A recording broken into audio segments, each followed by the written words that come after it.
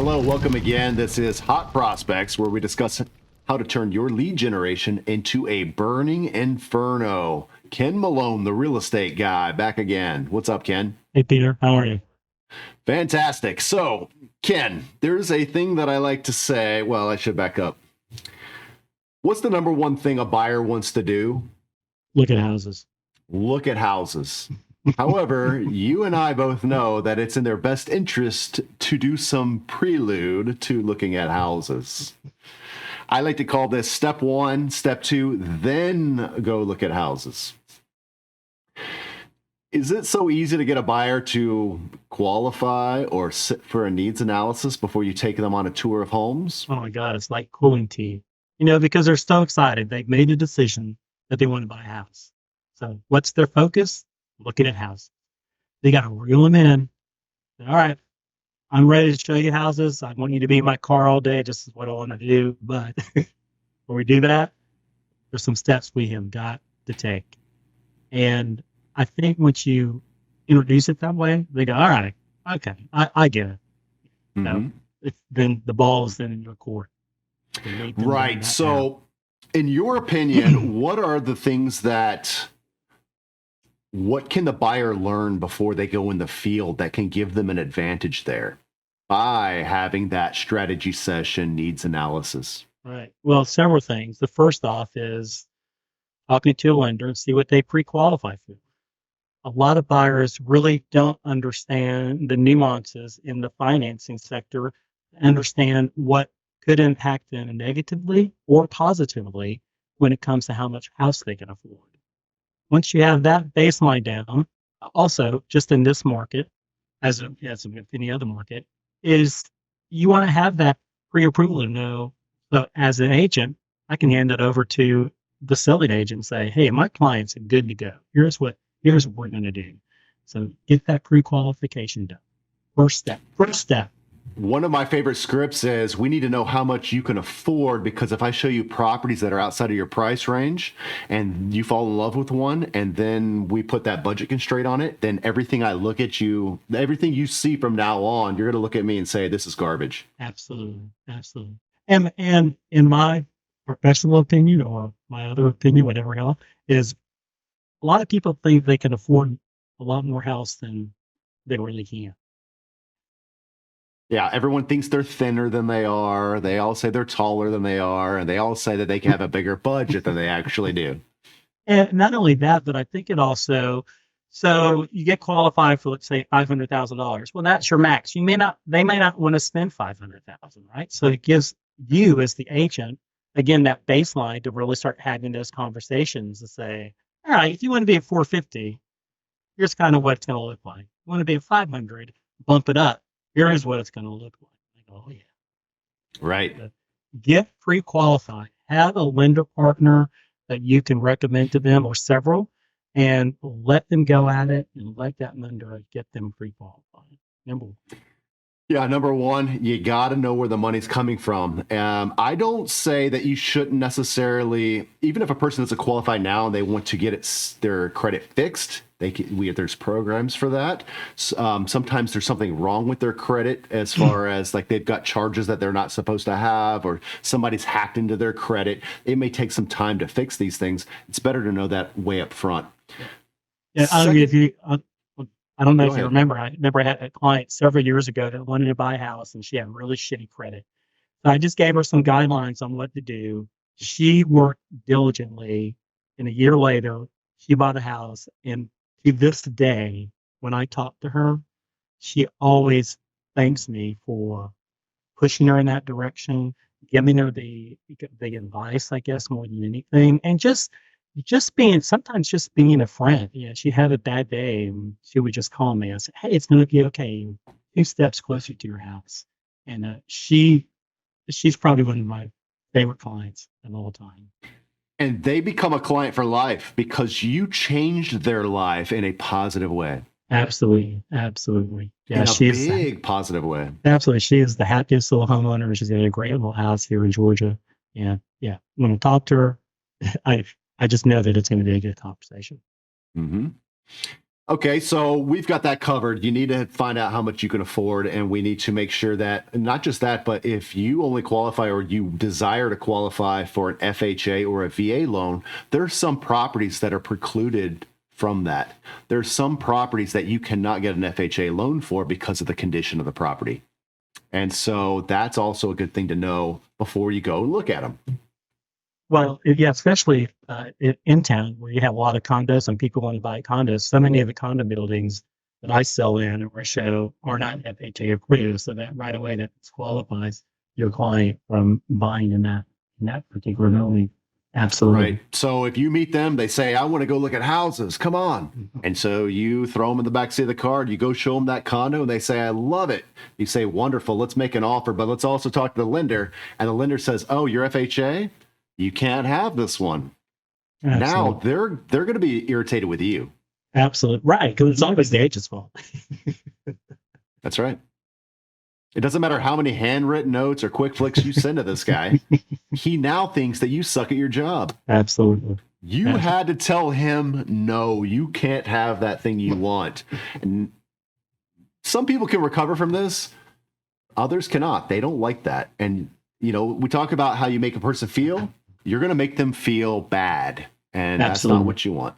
Absolutely.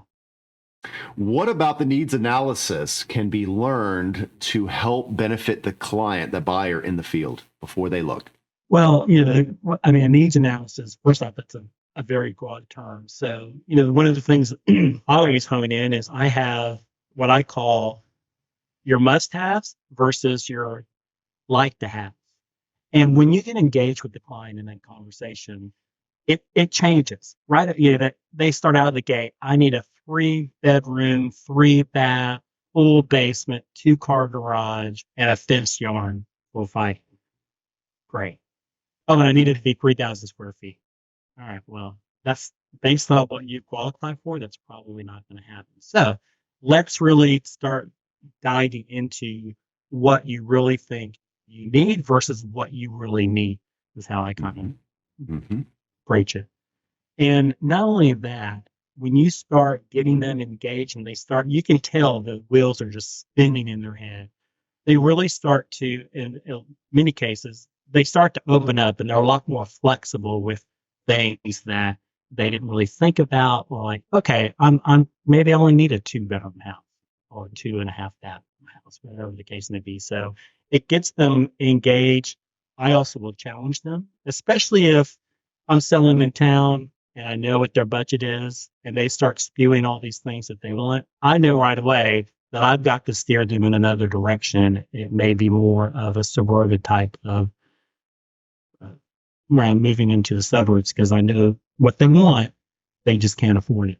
They have to get it out with it. Right. So what you're really talking about is that when they identify on paper their needs and their wants, and then you start to pit these against each other, sometimes they're in direct conflict what they say they want. And so they have to choose which one takes precedent or priority, as well as if we find a property that meets all these things, but it doesn't have this thing, is that a deal breaker for you? It helps them to decide the priority of what they're really wanting so that when they do go in the field, they have a more keen eye for what they're looking at. Right. And, another thing that I always try to do is let's just say they're adamant that they have to have a 3-bedroom house and they're just a stickler for that.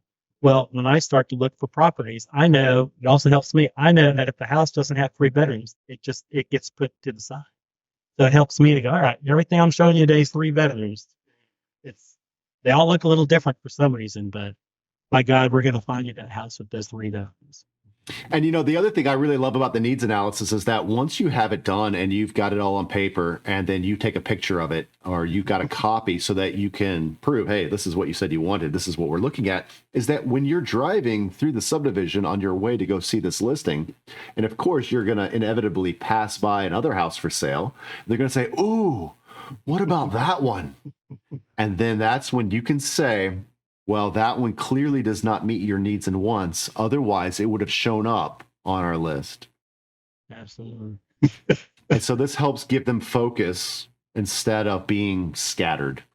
And I think that's the key word is to get them focused because they're all over the board. and they will be. And that's okay. You're excited about the whole process. So it's your job as their agent to really start to narrow that. I will challenge a client anytime that I think that it's necessary in a very professional way, but you'll challenge them on that, get them to kind of think outside the box as far as what they think they want. And I would say 99.9% of the time, what I'm telling them, they will agree to. Mm-hmm.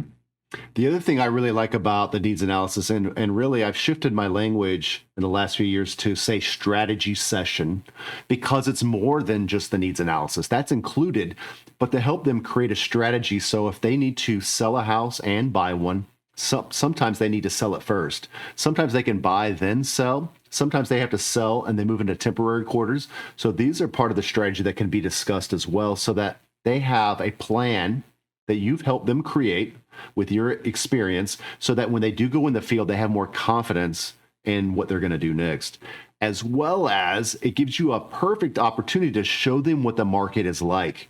You can, once you have got their needs analysis and decide what they're looking for, you can pull up sold listings that match their description, their criteria, and then you can show them, look how long this was on the market.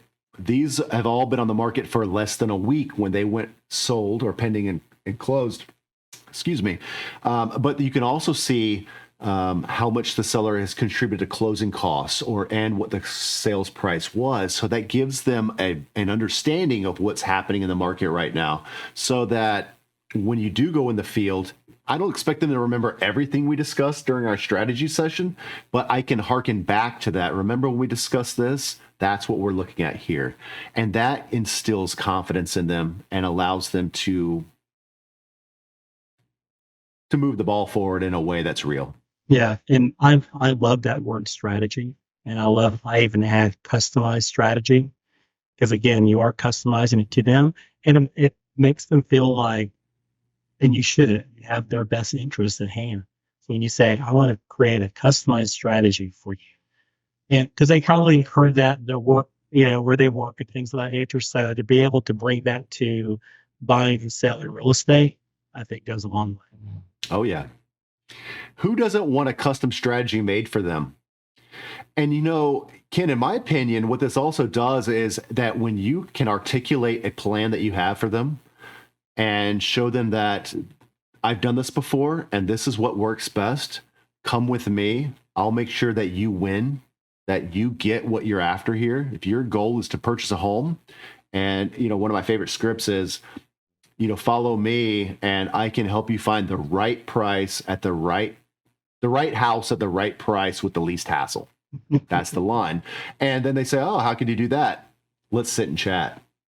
Now, before we go, I do have one caveat with all of this, which is, what about that prospect that wants to they're adamant they want to go see this property. They want to go see this property. Well, and I've had those, and I'm sure you've had those. We've all had those. I will agree to do that one time, just because again they just, maybe they're just so damn excited. So I will agree to go out one time just to show them what's available. And I may not necessarily spend all day with them, but in my opinion, I think it's okay. And I think also when you do that, they're in the car with you, although a lot of us nowadays, we drive separately, but you can get engaged in conversations when you're in the property looking at it, and you can watch their reaction. You can watch, maybe they're thinking what they were thinking. All of a sudden, a light bulb goes off and goes, yeah, this is really what I'm looking for. So it gives you the chance to really start that dialogue with them, that word challenge. I love that word. And to really help them hone in what they really, really want. It's like I've always said, is that you cannot smell pictures. So they look on Zillow for 3 weeks and then they find the one they want and they want to see it. You go show them and they say, this smells different than it looked in the pictures. Absolutely. And of course, as a metaphor to mean all kinds of other things, is that the pictures don't always tell the truth of what you're going to see there. Right. Absolutely. Totally agree. Well, that's awesome, Ken. Thank you so much for that insight there. It looks like your face just froze up, but that doesn't stop us from moving forward and saying, that if you out there in TV land found value in this discussion, then give us a thumbs up. Share this video with a friend. We'll make another one. We'll be back. Ken, Pixelated Ken. Yes. Thanks, We'll Peter. see you. Thank All you. right. You're welcome. Toodles. All right.